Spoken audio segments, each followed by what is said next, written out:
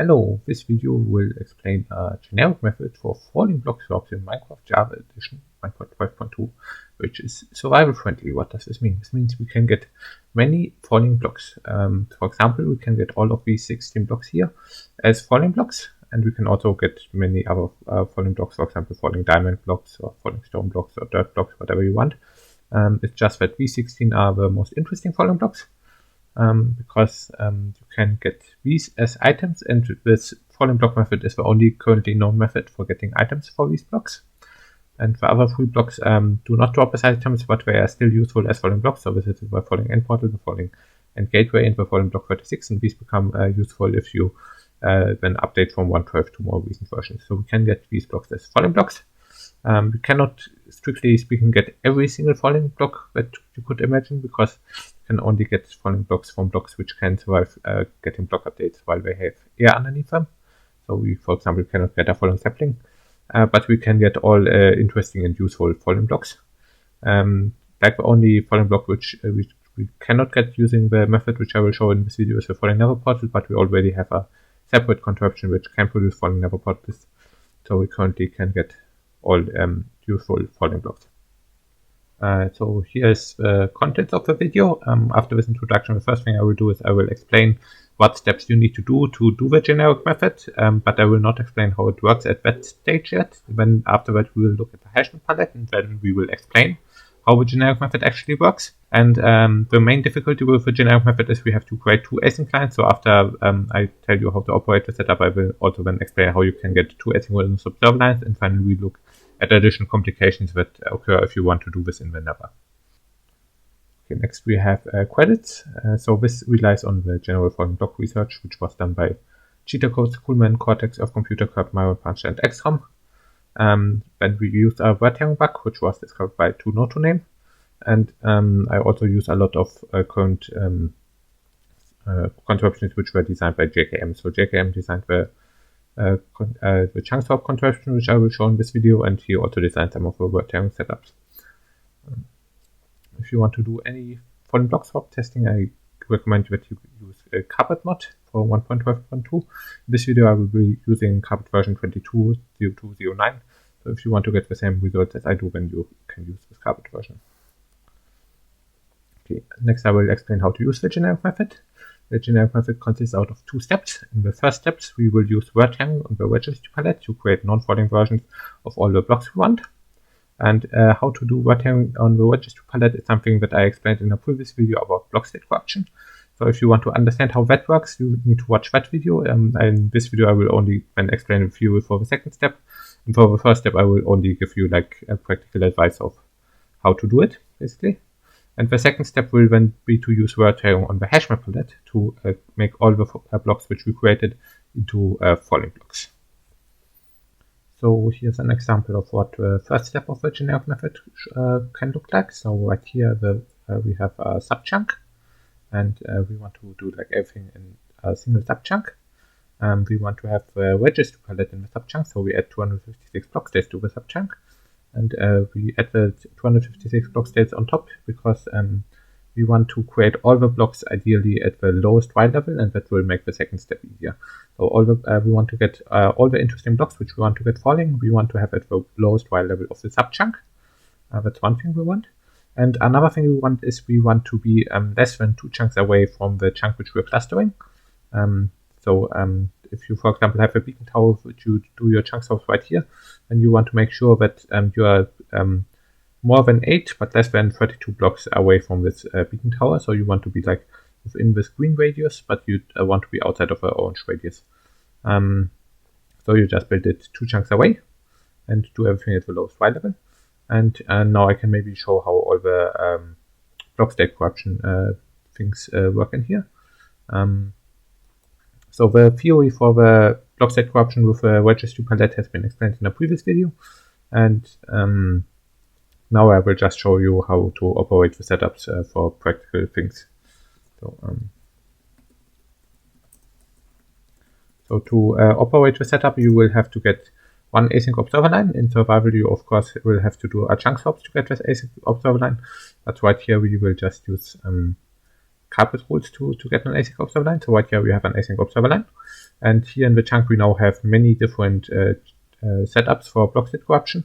Now we always have to hook up the async observer line to one of these observer lines over here, and then carry out the contraption. So for example, right here we have the async observer line, which will get used for creating the structure block and the end portal frame. So let's just take this async observer line and connect it up.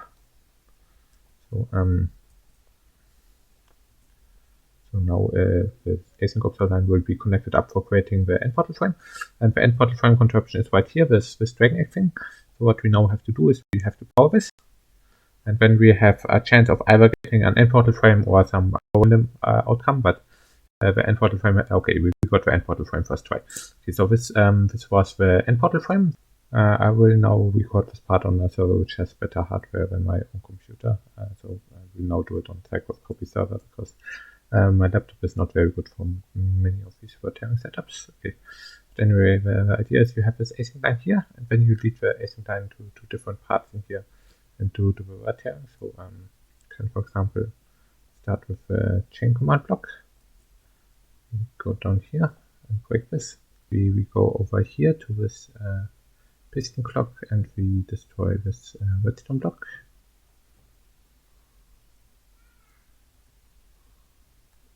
And then we always fill up this chest again with sugar boxes.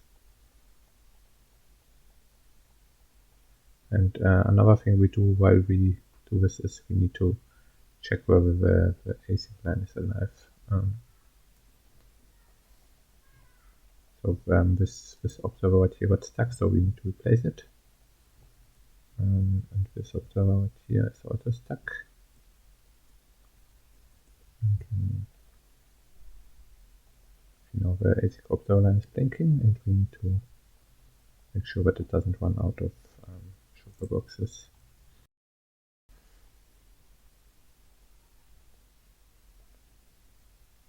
Okay, now we got it here. We got it, okay. And after you manage to get the thing, you take a redstone block and turn it off again. Yeah. So this is the chain command block. Next we can break the async line, which leads to the chain command block, and go to the next thing. Okay, so the next thing would be the repeat command block. I've already shown in my block state corruption video how you do this. You just take a diamond shovel and constantly make it into a grass path, and if you do this, you have like a chance of getting a repeat command block. I won't show this again. You can watch the other video. Okay, then next, after that, we can hook it up over here to a thing for the command block. Okay, this one is a pretty easy one. You just flick this lever. And then sometimes you get a lock, but sometimes you also get a command block. If you get a lock, you just place the anvil back, you check whether async observers are still alive, and then you try again.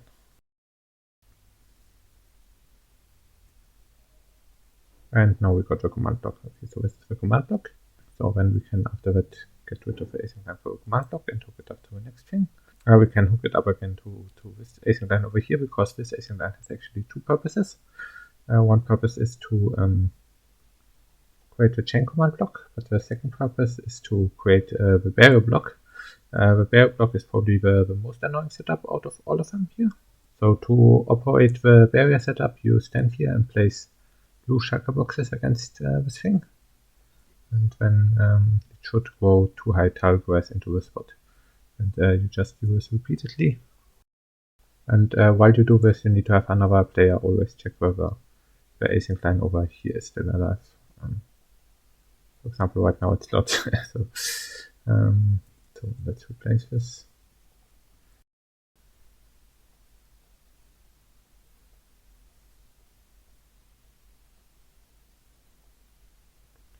Here. Now we got it. Here's the barrier block, structure block. So we connect it up to the async line, which corresponds to the structure block right here. And the structure block, this dispenser needs to have flint and steel, because the structure block recipe is concrete powder plus fire.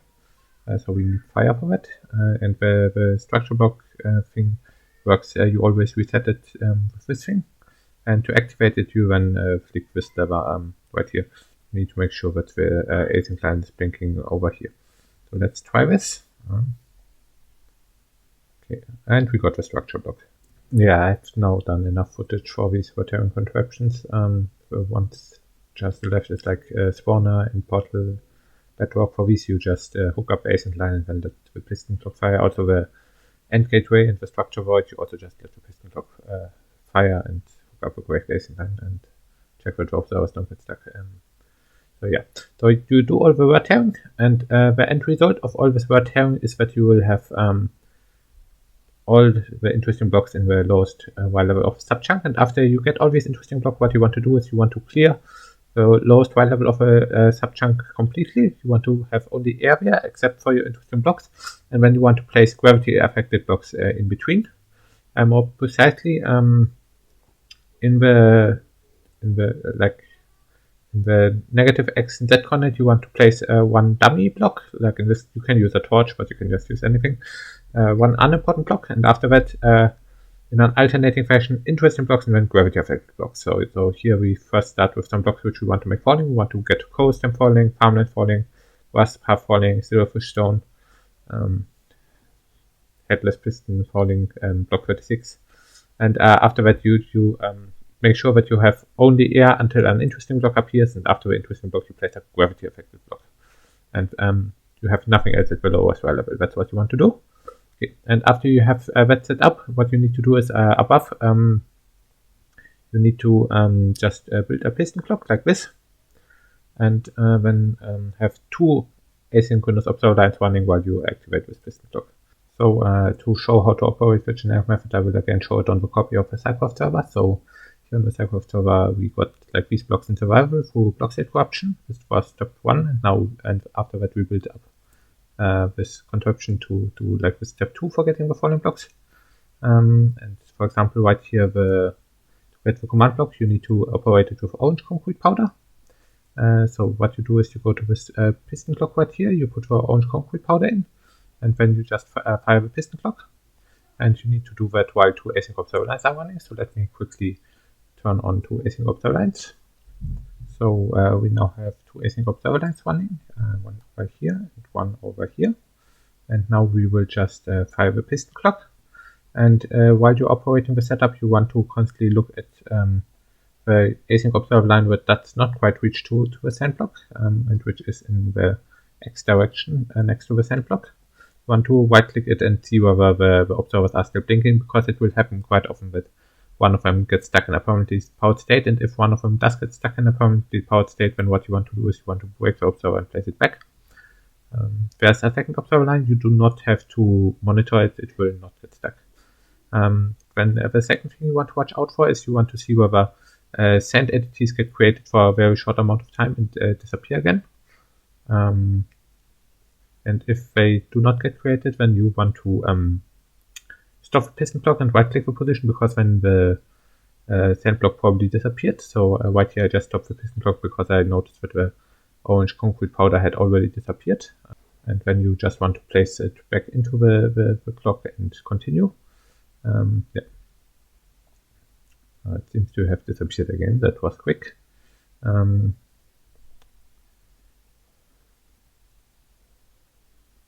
Okay, and now finally I can see the sand entities which appear and disappear for a very short time. So right now we had two sand entities very quickly disappear and reappear again. And another thing that can happen is that the piston clock stops. If the piston clock stops, then you should right click the position below the headless piston, because it means that we probably got a non-falling command block. So if I right click this position right here, then we see we got a command block. And if you get a command block, then you need to remove it. And for that, there's this headless piston right here. So what you do, you place a snow step here and here. Then you get yourself a TNT block, and you place it here. And then this the headless piston will delete the command block, and the TNT will regenerate the headless piston. And I didn't do this entirely correctly. If you do this completely correctly, then what you do is when you get the let me just do this again. So that we do this completely properly. The completely proper way to do this is if you see that there's a command block here, then you don't just instantly blow it up. What you do is you go up here to the async line, you break one of the observers here, and then you do the thing that you place the 2 slabs and put the TNT here. And then what will happen is the headless piston will delete the TNT, the TNT will regenerate the headless piston when you break the slab, and then you go back and place the observer back. And it's important that you enable that you disable the async line while doing this, because otherwise you might the async line might mess up the command block deletion, and that would then be very annoying. So if you don't want to be annoyed, then you do it like this. Anyway, now everything is working fine because we can see that we get the sand entities right here. Like we currently can't see the sand block because we don't get packets, but the important thing is that we see the sand entities. If you see the sand entities, then everything is fine.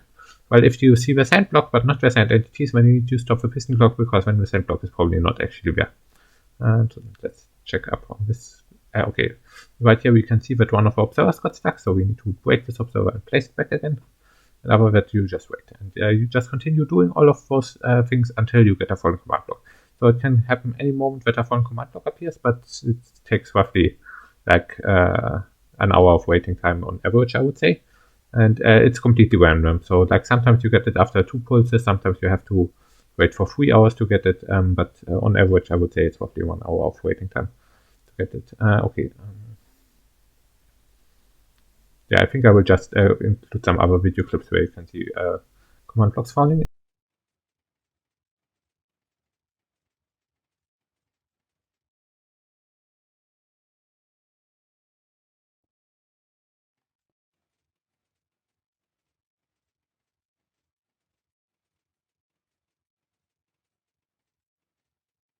So if you don't use any fancy method to improve the chance for falling block swaps, then you will get roughly 1 in every 10 piston pulses. You will get falling block swaps without word tearing. And in this case, falling air will get created, but falling air will just instantly delete itself, so you won't even be able to tell that it got created.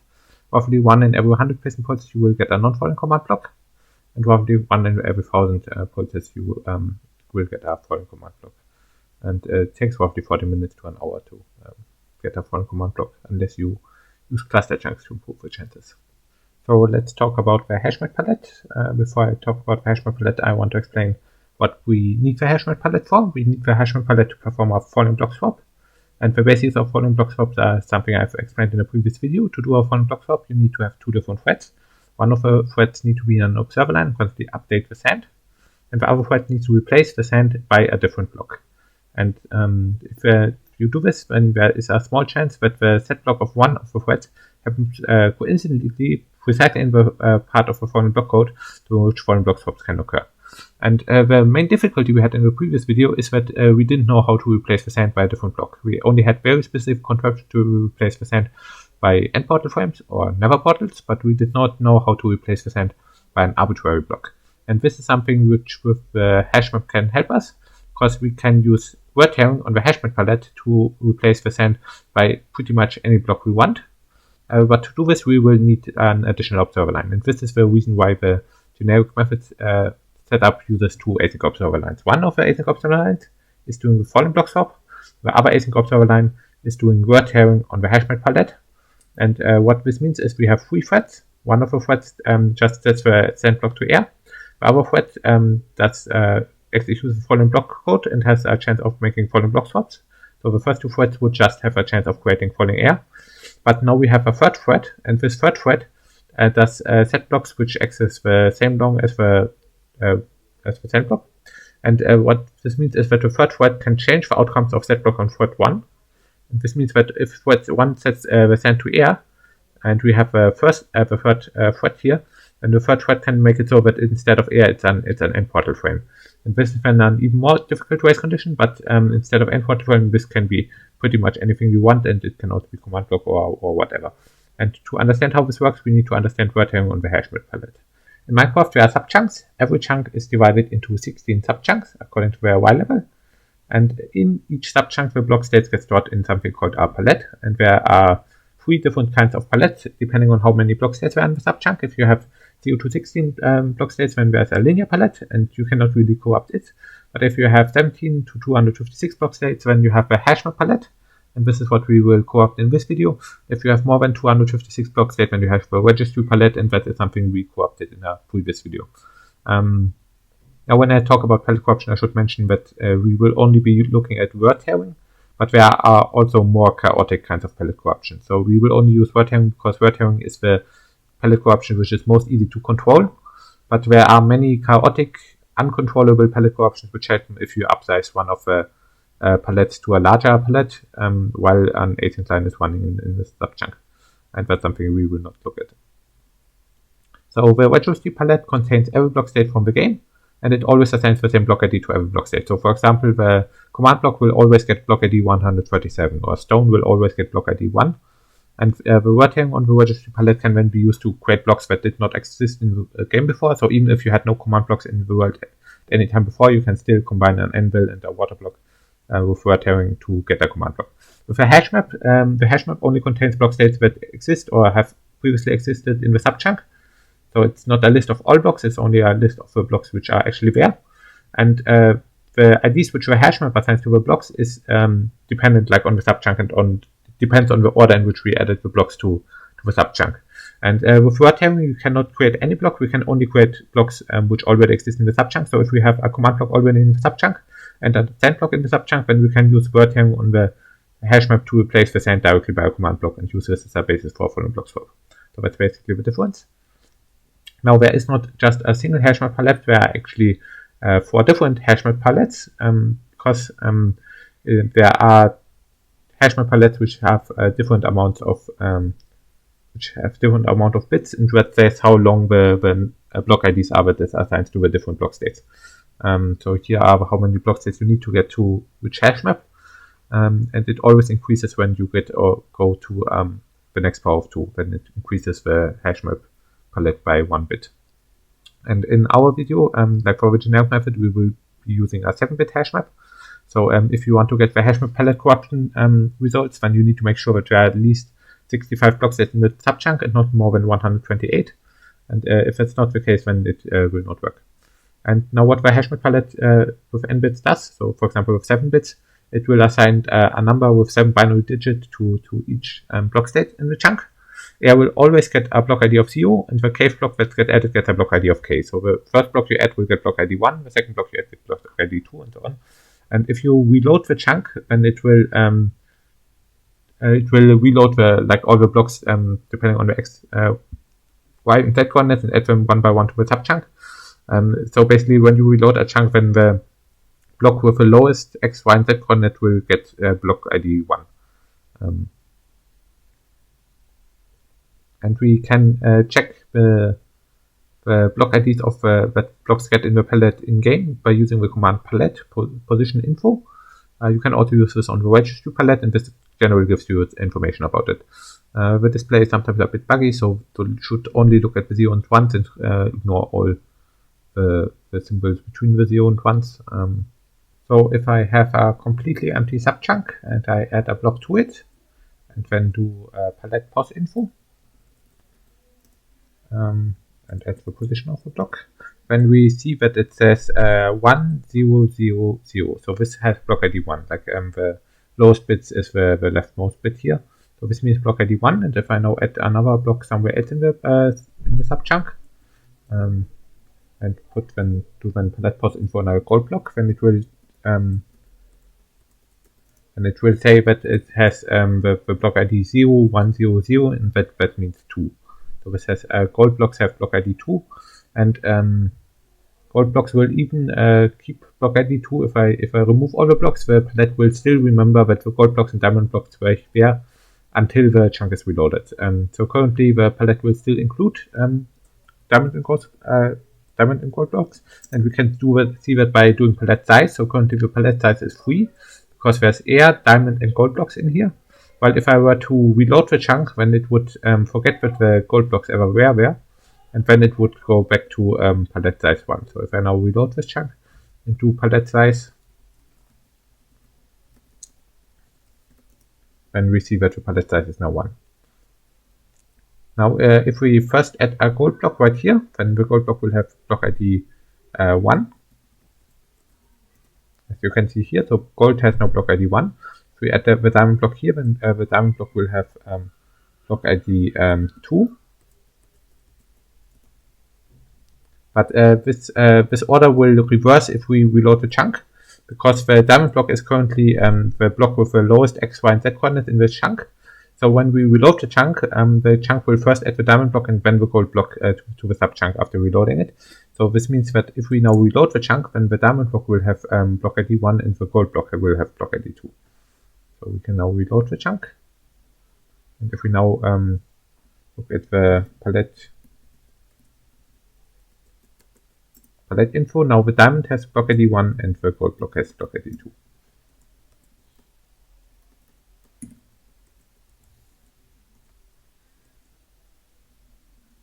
Okay, and just like with the registry palette, there is a word tearing bug for the Hashmap palette.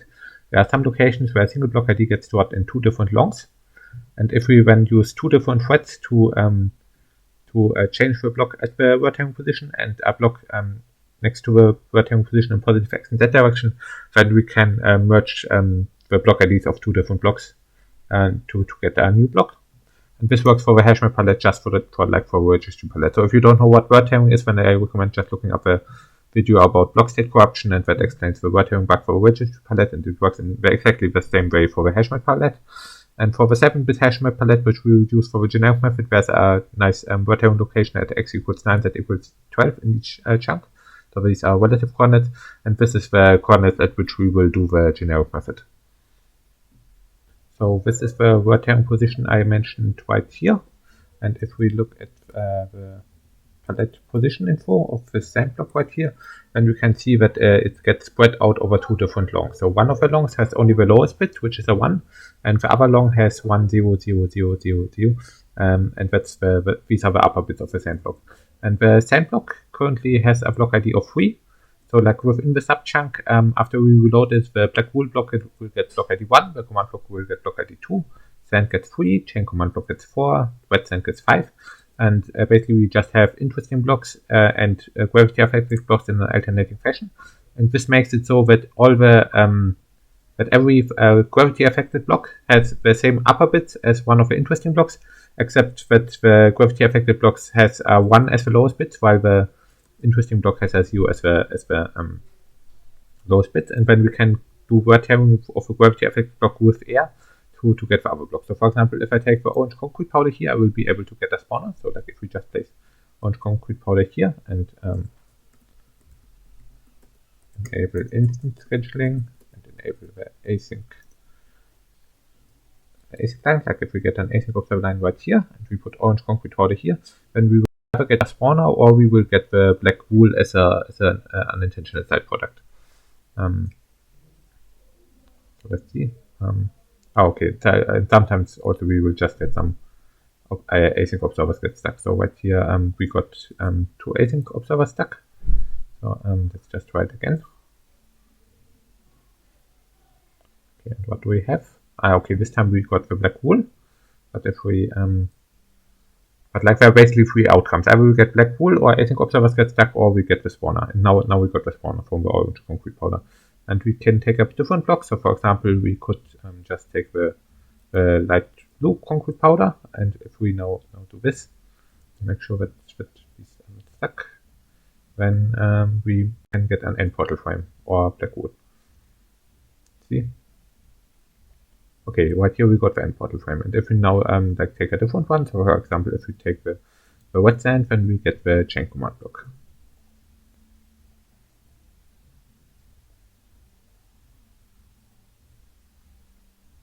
Okay, and now we got the chain command block. And basically we just linked up different concrete powders to different blocks, and we can all create them with a single word tearing location right here. So if we assign block ID 2 to a command block, then this will look in binary like this. If we assign a block ID 3 to a sand block, then this looks in binary like this. And now the word tearing location, which I just talked about, cuts off the last bit. So we can get a word tearing recipe where we combine sand with air to get a command block. The nice thing about this is that we can replace sand by air while also doing a falling block swap on the sand. And if we do a falling block swap attempt on the sand while also replacing it by air, then we have a chance of getting a falling command block. So this is why this is interesting. And to assign the block IDs to the different blocks in a good way, what we do is we place the blocks at the lowest level of a subchunk. And since the lowest Y level of a subchunk gets added first to a palette hash map, this means we can add or remove any blocks at any other Y levels in the subchunk without messing up the block IDs. You just need to make sure that you don't mess around with the lowest Y level of a subchunk, while you can build stuff in the rest of the subchunk as long as you don't upsize the palette hash map.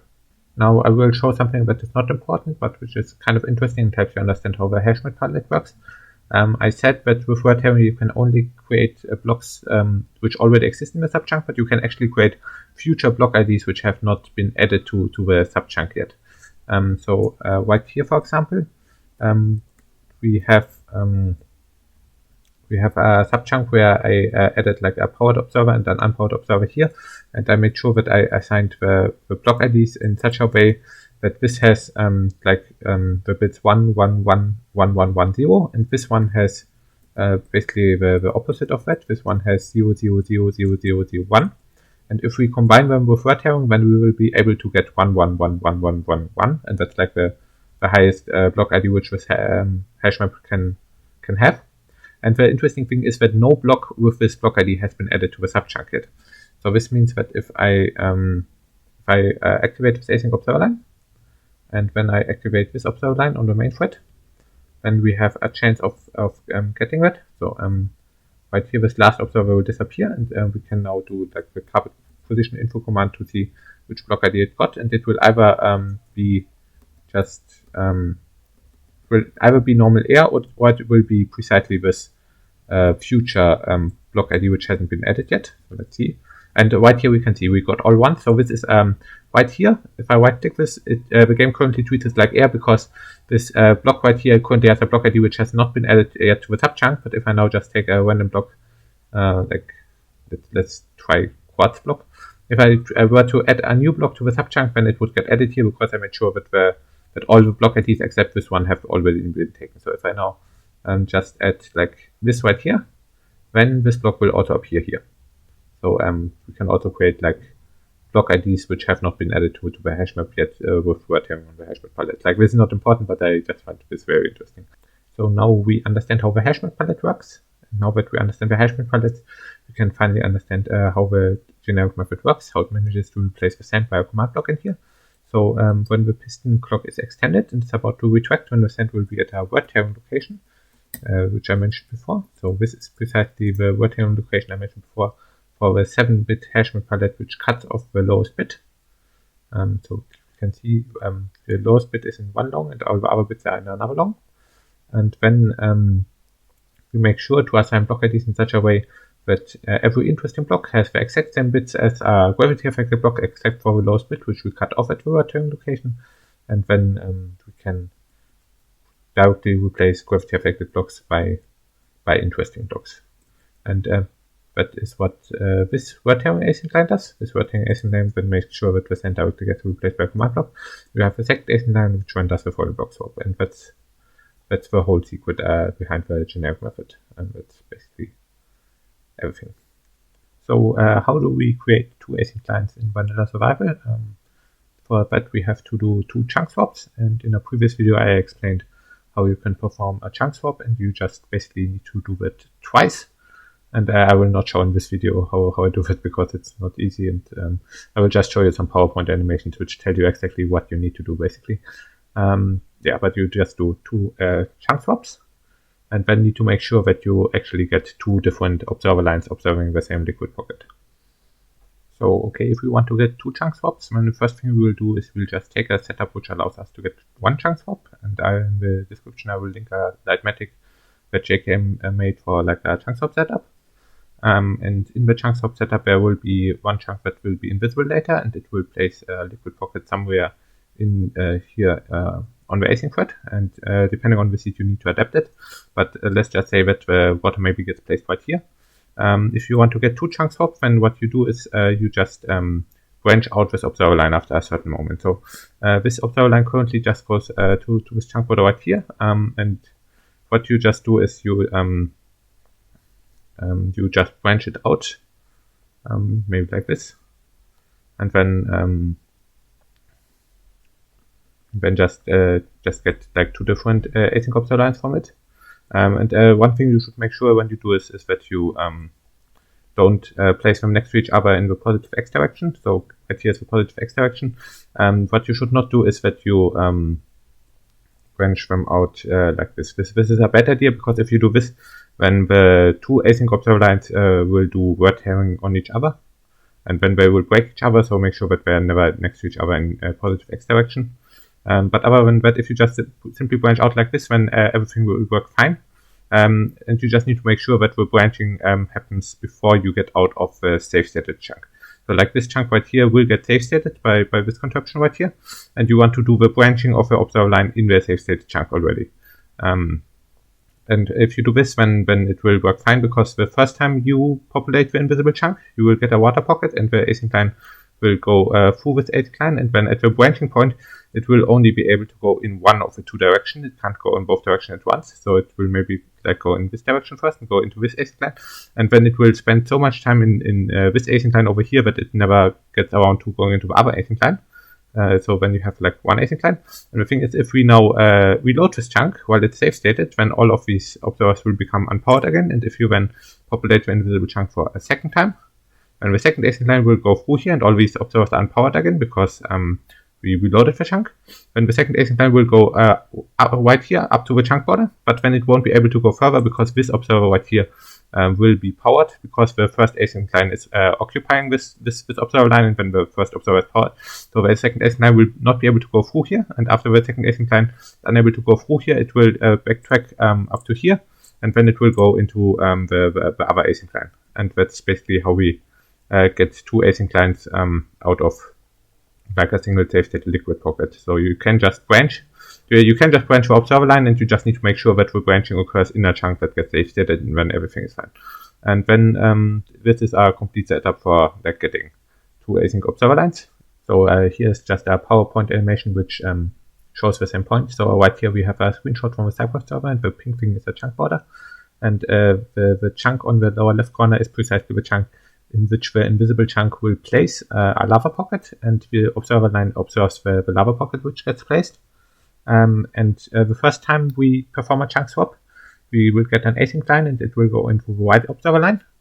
And then after we got the first async observer line, what we'll do is we reload this chunk while it's safe stated, and then all of these observers will become unpowered again. Then we can do a second chunk swap, and then get a second async line, and the second async line will go into the other observer line, because the first observer line is locked by the first thread, because when the first thread goes through it, it makes the first observer powered there, and then the other thread can't go through it. So you don't have to do anything complicated to make 2 observer lines observe the same liquid pocket. You just need to branch while you are in the safe stated chunk. Now, one problem that exists when you try to get multiple observer lines are instant tick gaps. This happens if you use a chunk which places multiple liquid pockets, then it will turn off instant ticks for a short amount of time, and this can break the first async line while you create the second async line. So if we, for example, have this green chunk here, and it populates and it places multiple liquid pockets, then it will always turn on instant ticks before it places a liquid pocket, and after it finishes placing a liquid pocket, it will turn instant ticks off again. So if this place multiple liquid pockets, then instant ticks will get turned on and off, and then on again.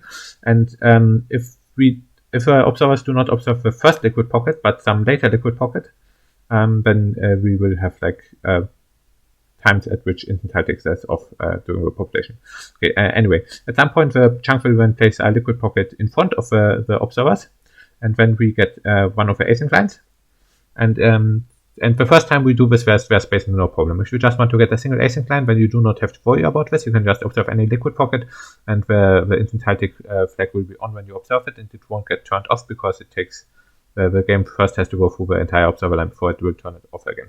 There's, however, a problem if we want to do a second chunk swap. So let's just now reload this chunk and try to populate it again. If we now populate it again to get a second async line, what will happen is we will first place a liquid pocket. It will turn instantfalling on, but when it has finished placing this liquid pocket, it will turn instantfalling off. And then the first async observer line will die because instantfalling are off, and then it will no longer fire the observer instantly. It will instead just schedule tilts, and then it will very quickly backtrack and run out of steam, basically. So it will stop living. And when it schedules these tilts on the async thread, it can even crash the server. There's a crash, the tilt out of sync crash, which can happen when you asyncly schedule tilts. So this can crash the server, and even if it doesn't crash the server, it will at least kill off the first async line, and then you have created the second async line, but the first one is dead, so you don't really have two async lines. And to solve this problem, what you need to do, you need to take the first async line and put it into some leggy contraption that does not rely on any tilts. So one thing you can do is you can take a large Nether portal, and whenever you update a Nether portal block in a large Nether portal, the game has to check whether the entire Nether portal is valid, and this is quite laggy. Another thing you can do is you can update pistons, which are above the push limit.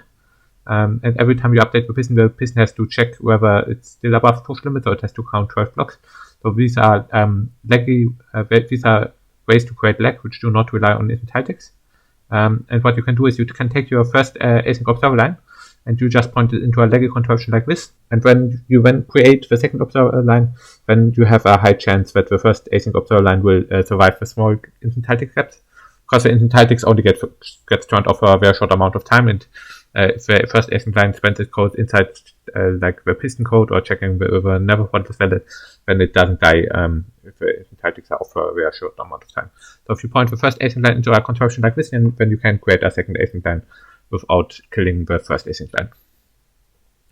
Okay, I will now go over the steps you need to do to perform two chunk swaps and give you like the PowerPoint animation of the two chunk swaps. So first thing you need to do, you need to activate the power loader. You need to activate mob switches for hostile mobs, passive mobs, ambient mobs, and water mobs. Then you need to load the cluster chunks. After the cluster chunks, you wait for an autosave. After the autosave, all players simultaneously will lock so that the chunk hash map gets downsized to the right size, because usually when you load cluster chunks, it first loads an area which contains many chunks which are not cluster chunks and upsize the chunk hash map, and by relogging you can downsize it again.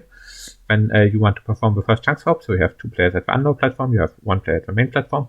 The player at the unload platform relogs while being aligned against the cobble wall and loads the unload chunk. When the player at the main platform activates a redstone to create the invisible chunk and the glass chunk will be clustered because we have loaded the unload chunk and the cluster chunks before we have loaded the glass chunk. When it's clustered, the invisible chunk will be unpopulated, and that's the reason why it's invisible. When the player from main platform goes to the glass chunk before an autosave occurs, and then we do the first chunk swap. So the player at the glass chunk places stained glass above the beacons, while the player at the unload platform unloads the unload chunk. And if this is done correctly, then the glass chunk gets reloaded on an async thread and becomes unclustered. And if this happens when the invisible chunk populates on an async thread, it becomes populated, and then we get the first async line. And we now take this async line and lead it into a leggy contraption which does not rely on tilts. So we lead it into a giant Nether portal with some pistons which are above push limit. And now after we have done the first chunk swap, what we need to do, we need to recluster the glass chunk. So what we do is the player from leaves the glass chunk and unloads this area. The important thing is when you unload this area, you want to make sure that the end of the first async line is still loaded. So like the Nether portal and the first end of the first async line should be so close to the main platform that it's still loaded after you unload the invisible chunk and the glass chunk. After that, the player goes back to the unload platform, and aligns against the cobble wall and relogs, and then we basically just do the same thing for the second chunk swap again as before. So the player at the main platform loads the invisible chunk and the glass chunk. The glass chunk is now clustered again because the unload chunk was loaded before it. Invisible chunk is now again unpopulated because we safe stated it. Player from the main platform goes to glass platform. We perform a second chunk swap. The glass chunk reloads on the async thread and is unclustered. The invisible chunk populates on the async thread, and we get a second async line. And now you could already do the generic method right now and get some falling blocks, but right now the falling block chances would not be very good, and it would take roughly 1 hour to get each falling block. And you can drastically improve the chances if you do the generic method 2 chunks away from a cluster chunk, and for that we need a cluster chunk. So what we can do is we can just recluster the glass chunk again, and then we will have better falling block chances. So what we do is we do a secondary clustering. The player from the glass chunk moves to the main platform, unloads everything. You need to make sure that that both async clients are so close to the main platform that the end of them still stays loaded after unloading all the chunks, and also stays more than 8 blocks away from unloaded chunks. And now you have 2 async clients, and now the player at the unload platform can go back against the cobble wall and load the unload chunk again.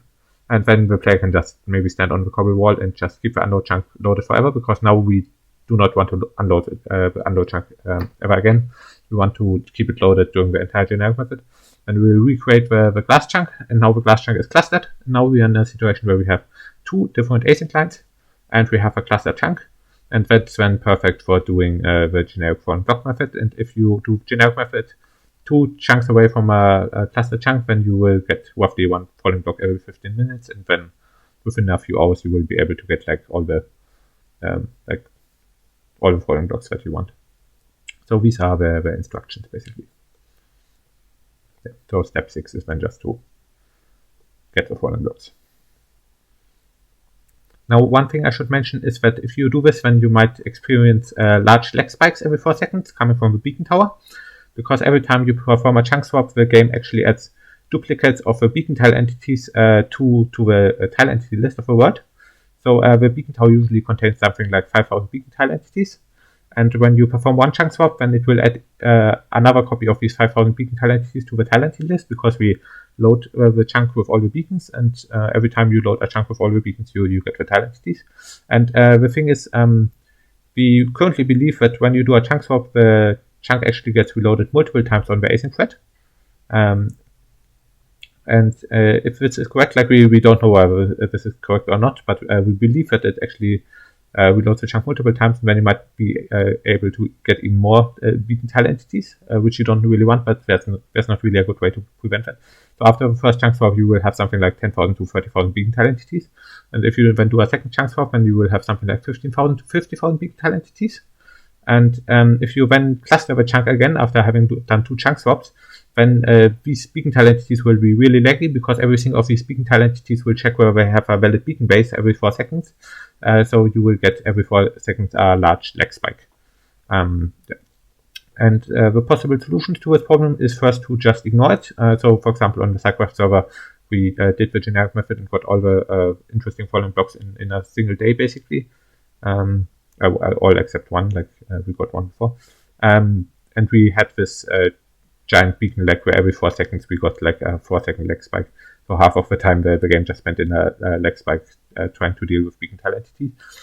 So you can just ignore this problem, and on many servers it might not even waste time if the server is skipping ticks. So many servers, when they get a lag spike, then after the lag spike they speed up the game to compensate for it, and if your server does that, then it doesn't even waste much time. But if the beacon lag is really a problem for you, then there is a way to avoid it. What you could do is, instead of doing the generic method 2 chunks next to the glass chunk, you could do 2 chunks next to the unload chunk and cluster the unload chunk instead of the glass chunk. So what you do is you first get 2 async lines, and after you get the 2 async lines, you keep the glass chunk loaded, and then load the unload chunk. And if you do that, then in the chunk hash map, the glass chunk will take up the index which the unload chunk usually takes up, and directly after the index of the glass chunk, you will get all the cluster chunks. And if you now load the unload chunk after the glass chunk and the cluster chunks have already been loaded, then the unload chunk will get clustered by the glass chunk and the cluster chunk. So you then have a cluster chunk, and you can do the generic method 2 chunks next to the unload chunk. But at the same time, you will not get too much beacon lag, because all the 50,000 beacon tile entities are in the glass chunk, not the unload chunk. So you don't get as much lag, because the clustering does not affect the beacon tile entities then. So that's one way to avoid the excessive beacon lag. But we haven't tested it, so you can test it for yourself and see whether it's a good idea or not. Another untested theory is it might be possible to get multiple async lines from a single chunk swap, but we haven't tested it yet. So as I mentioned before, we currently believe that when you do a chunk swap, you actually reload the chunk multiple times on the async thread. But only one of these async threads usually triggers a population, because the first async thread which goes into the population code of the invisible chunk, that's the population flag to true, and then all the other async threads which might want to populate the chunk will no longer populate the chunk. However, if you simply have 2 or 3 invisible chunks in the area which gets populated by the beacon tower, when you might be able to get 2 or 3 async lines from a single chunk swap. But we have not yet tested this, and there might be some difficulties. So like this is an idea which has a high chance of working, but there are some problems which you first need to overcome to really make it work. So one of the problems is that the liquid pocket placement will be completely unpredictable, because if 2 invisible chunks populate simultaneously on 2 different threads, then they will mess up the RNG of each other. So you can't predict the liquid pockets. And if you can't predict the liquid pockets, then you might get gaps in the instantfalling flag, where the instantfalling flag shortly gets turned off for a short amount of time, and that then might kill off one of the threads. So this is a theory which might be good if it gets additional work, and then it might be much simpler than performing 2 chunk swaps, but we are not there yet. Okay. And that's everything I will say about getting to async lines. So now we will talk about additional complications in the Nether. By far the biggest problem when you want to do this in the Nether is that you need to remove all fire blocks in all chunks that get loaded while you operate the setup. This includes the cluster chunks. So in the entire cluster chunk area, you have to remove every single fire block. And the reason for that is that fire schedules normal tile ticks, even when the instantfalling flag is on. Fire is in fact the only block in the entire game which can schedule normal tile ticks when the instantfalling flag is on. And if you have any tile ticks being added or processed while an async line is running anywhere in the same dimension, then this can cause a server crash. So that's the biggest complication whenever you need to remove all fire blocks from everywhere, or you need to use a cheaty carpet rule which disables fire self-scheduling. Like this is a carpet rule which was not invented for falling block. It was invented like several years before falling block happened for lag optimization purposes, and some servers were already running it. And of course, you should like turn off this rule before you do falling block, because otherwise that would be cheating. But it's actually really easy to accidentally cheat, because if you load the cluster chunk area just once while having this rule on, then you have already prevented this crash forever. It's really easy to like accidentally get rid of the fire tile ticks if you sometimes have this on and sometimes have this off, and whatever. Do whatever you want. So the second thing is that in the Nether, the liquid pocket placement from invisible chunk will be completely random, because to one population in the Nether does not reset the generation RNG. Like the liquid pocket placement is only consistent when you actually generate a new chunk and it immediately populates. Only then do you get liquid pockets at consistent locations. Otherwise, they will be inconsistent and will be at different locations whenever you do it. So what you do is you need to build a large network radiator in the population area of invisible chunk and hope that some lava pocket just gets placed somewhere. And the nice thing about lava is that about liquids is they will flow down, and then you can collect them at the bottom in a single spot, and then you only need to have one single observer chain observing the whole thing. So here we are at the chunk swap setup on a copy of the Cyclops server, and down here we have the radiators which we use to collect the lava pockets. So the invisible chunk will place lava pockets randomly in the population area, and we have built this netherwork structure and hope that it just places a lava pocket somewhere. So we have here 2 thick netherwork walls, and like right now it's already populated in the thing. But if it places a lava pocket anywhere in these walls, anywhere here, then the lava pocket will flow down all the way. And down here we then collect the lava in a single spot. Like the lava will flow down here, and it will flow down here, and then the observers will be then right here. So right here we will have the observer line which then observes the lava. So this is how you can detect the liquid pockets when you don't know where they get placed. You just build like a giant structure out of like 2 thick netherwork walls, or in the overworld 2 high stone walls. Then thirdly, for creating some of interesting blocks which you might want to get falling, you need water in the Rotterdam recipe. So you can't just Rotterdam right away. You first have to create water through Rotterdam, and then you need to use the water in the Rotterdam recipe to get our blocks. So for example, for the command block, it's not difficult. You just one water source somewhere, and then let it flow to the location where you want to create the command block, and it's not a problem. For gateway and structure block, it's a little bit more difficult, because you actually need to get an infinite water source. So you need to create 2 water blocks diagonally next to each other through Rotterdam, so that you have an infinite water well, and then you can create also gateway and structure void with the usual recipe involving frosted ice. But all of this is possible because there are actually surprisingly many word tearing recipes for what and whenever. So you can create these blocks in whenever with word tearing. It just requires multiple steps. And that's everything for this video.